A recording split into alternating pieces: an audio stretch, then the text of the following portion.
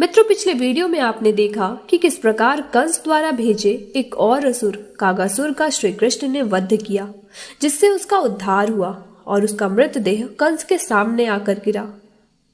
अब आगे कागासुर को मृत देख कंस भयभीत हो जाता है और कहता है, एक और असुर मारा गया। क्या सच में सब के सब निर्बल हो गए हैं जो उस बालक को कोई मार नहीं पा रहा? लगता है अब हमें स्वयं उस बालक की हत्या करनी होगी। तभी वहां शकटासुर आता है। मित्रों, शकटासुर का शरीर एक श्राप के कारण अदृश्य हो गया था, जिसके कारण उसे कोई देख नहीं सकता था। उसकी बस आवाज सुनाई पड़ती थी। शकटासुर के श्राप की कथा हम आपको अंत में बताएंगे।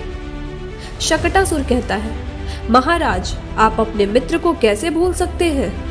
कंस इधर उधर देखने लगता है, लेकिन उसे कोई दिखाई नहीं देता। तभी शकटासुर सामने आता है। उसने अपने शरीर पर सोने के आभूषण पहने हुए थे, जिसके कारण उसका शरीर तो दिखाई नहीं दे रहा था, लेकिन आभूषणों के कारण शकटासुर की उपस्थिति दिखाई पड़ रही थी। उसका शरीर अदृश्य होने के कारण ऐसा प्रतीत होता था जैसे मानो उसके आभूषण हवा में लटक रहे हों, जबकि वह शकटासुर के अदृश्य शरीर पर विराजित थे। उसे देखकर कंस हंसते हुए कहता है, मेरे मित्र शकटासुर, मैं तो तुम्हें भूल ही गया था, मुझे क्षमा करना। शकटासुर, मित्र कंस, मेरे होते हुए उस बालक की हत्या करने आपको जाना पड़े, इससे बड़ी लज्जा की बात तो मेरे लिए कुछ और हो ही नहीं सकती। मैं तो अदृश्य हूँ, मुझे कोई नहीं देख सकता।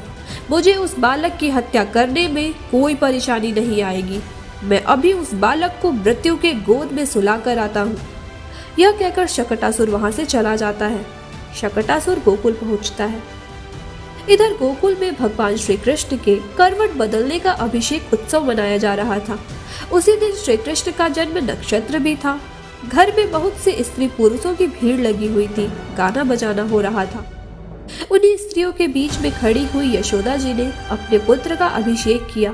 उन्हें बहुत से ब्राह्मण मंत्र पढ़कर अपना आशीर्वाद दे रहे थे। तभी यशोदा जी ने देखा कि उनके लल्ला की आंखों में नींद गोचर कर रही है। अपने लल्ला को नींद आती देख यशोदा जी ने उन्हें धीरे से शैया पर सुला दिया। श्री कृष्ण जिस शैया पर सो रहे थे, उसी को आड़ करता हुआ एक छकड़ा रखा हुआ था। उस छकड़े के ऊपर दूध दही आदि से भरी हुई अनेक मटकियां और दूसरे बर्तन रखे हुए थे। शकटासुर जाकर उसी छकड़े के ऊपर बैठ जाता है। क्योंकि वह अदृश्य था, इसीलिए किसी को दिखाई नहीं दे रहा था। परंतु श्री कृष्ण की नजरों से वह कैसे बच पाता? सोते हुए श्री कृष्ण ने धीरे से अपनी आंखें खोल ली और यशोदा की तरफ देखने लगे और रुदन करने लगे। ऐसा जैसे मानो वह यशोदा को भूख से व्याकुल होकर दुग्ध पान के लिए रो रो कर पुकार रहे हैं। लीलाधर श्री कृष्ण अपने दोनों पैर ऊपर उछाल उछाल कर रोने लगे। उनके पांव अभी लाल लाल कोपलों के समान बड़े ही कोमल और नन्हे नन्हे से थे, परंतु वह नन्हा सा पांव लगते ही विशाल छकड़ा ऊपर की ओर आकाश में उछल गया। उस छकड़े के ऊपर रखे हुए दूध दही आदि अनेक रसों से भरी हुई मटकियां और दूसरे बर्तन सब फूट फाट गए। छकड़े का पहिया छकड़े से अलग होकर अस्त व्यस्त हो गया। श्री कृष्ण के नन्हे पांव से ही छकड़ा इतना ऊपर उड़ा कि उस पर बैठे शकटासुर की तुरंत ही मृत्यु हो गई। यशोदा, रोहिणी और नंद बाबा तथा श्री कृष्ण के करवट बदलने की उत्सव में जितने भी लोग आए थे, वह सब इस विचित्र घटना को देखकर व्याकुल हो गए। किसी को समझ में नहीं आ रहा था कि यह कैसे हो गया। तभी नंद बाबा ने वहां खेल रहे बाल ग्वालों से पूछा, यह कैसे हो गया? यह किसने किया? उन बालकों ने उत्तर दिया, नंद बाबा, ये तो श्री कृष्ण ने ही रोते रोते अपने पांव की ठोकर से इसे उलट दिया। परंतु नंद बाबा और गोकुल वासियों ने सोचा कि ऐसा कैसे हो सकता है? जरूर इन बालकों को कोई भ्रम हुआ है। बालकों को नादान समझ उन पर किसी ने विश्वास नहीं किया और सब वहां से चले गए। छकड़े की ऐसी स्थिति देख यशोदा और नंद बाबा ने अपने लल्ला की नजर उतारी और उन्हें ब्राह्मणों के पास ले गए, ताकि उनके ऊपर आने वाले सभी विपदाओं को वो दूर कर सके। इधर शकटासुर का अदृश्य मृतदेह कंस के महल पहुंचता है, जिसे देख कंस और भयभीत हो जाता है। मित्रों, शकटासुर अपने पूर्व जन्म में असुर हिरण्याक्ष का पुत्र उत्कच था।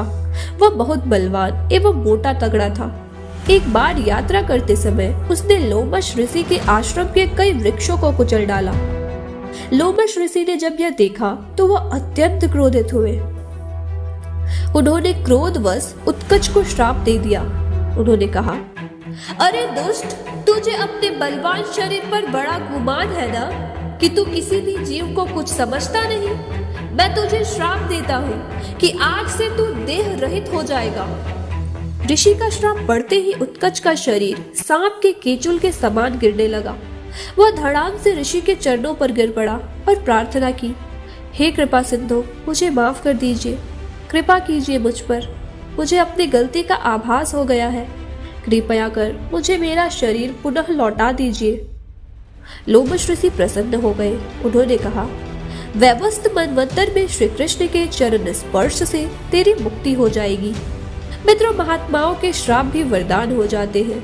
एक श्राप के कारण उत्कच को जन्म और मृत्यु के बंधन से ही मुक्ति मिल गई। जिस मोक्ष को पाने के लिए लोगों को कई जन्म लेना पड़ता है, बड़े बड़े तपस्वी तपस्या करने में लगे रहते हैं, कई कर्म करने पड़ते हैं, उस मोक्ष को उत्कच ने ऋषि के श्राप द्वारा ही पा लिया। श्री कृष्ण के चरण स्पर्श से वह असुर मुक्त हो गया। उसे सीधा भगवान के वैकुंठ में वास प्राप्त हुआ। मित्रों, आज के लिए बस इतना ही। वीडियो अधिक लंबा ना हो, इसलिए हम मिलेंगे आपसे अपने अगले वीडियो में। तब तक के लिए अपना ख्याल रखें। जय श्री कृष्ण। धन्यवाद। राधे राधे।